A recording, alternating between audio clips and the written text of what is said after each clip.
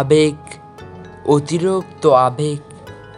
আমার কেন যেন মনে হয় যে অতিরিক্ত শব্দটাই আমাদের ক্ষতিকর।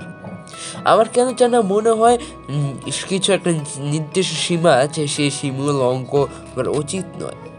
আমি জানি না এটা বাস্তব কিনা, এটা সত্য নাকি গ্রহণযোগ্য কিনা, কিন্তু তবে মনে হয় এটা শুধু আবেগ দিয়ে কোনো সিদ্ধান্ত নেওয়া উচিত নয়। ওপরওয়ালা আমাদের বিবেক দিয়েছেন এটা কাজানো লাগানোর জন্য।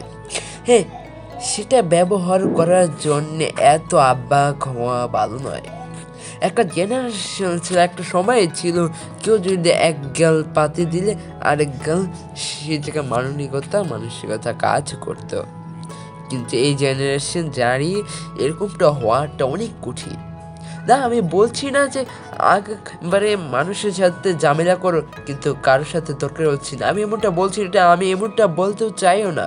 আর আমি এটা সাপোর্ট করি না যে তুমি অগ্রিম কাউকে আঘাত করো।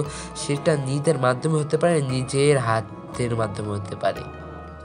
প্রথম আঘাতটাই তুমি যে করতে যেও না, কিন্তু যখন কেউ তোমাকে আঘাত দিচ্ছে তখন নিজেকে সতর্ক ফেলেও নিজেকে সতর্ক হয়ে যাও। দ্বিতীয়বার আঘাত করার সুযোগ করে দিও না। এইখানে আবেগটা এত বাসিয়ে দিও না যে আবেগ করা কাজ করা বন্ধ। নিজে আবেগকে নিয়ন্ত্রণ করো। এই পৃথিবীর প্রত্যেকটা মানুষ নিজের স্বার্থ বোঝে। তুমি যদি নিজের স্বার্থ বোঝে থাকো তাইলে অপরাধ নয়, এটা অন্যায় নয়। হ্যাঁ, এটা কাউকে ক্ষতি করতে যেও না, কাউকে ক্ষতি চেয়েও না। আর কেউ যদি তোমাকে ক্ষতি করতে চায় তাইলে তাকে তুমি দুর্বলভাবে নিও না। মনে রাখো, আজকের পৃথিবীতে ক্ষতি করার জন্য কোনো শত্রুতা প্রয়োজন পড়ে না, আপন মানুষগুলোই যথেষ্ট। আমি জানি যখন আপন মানুষগুলো আঘাত দেয়, যখন আপন মানুষগুলো ধোঁকা দেয়, যেমন আপন মানুষগুলো চেষ্টা করে, এটা সত্যি অনেক কষ্ট লাগে।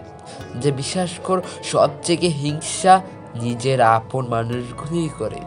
এটা তো আমি বলবো, তোমার শত্রুদেরকে কষ্ট দেওয়ার জন্য সবচেয়ে বেশি করার প্রয়োজন নেই। নিজের অন্যদেরকে ধ্যান দাও, নিজেকে উঁচু করো, নিজেকে উঁচু নিয়ে এসতে দেখবে তোমার ক্ষতি যাওয়া মানুষগুলো তোমাকে আজই ভালোবাসে।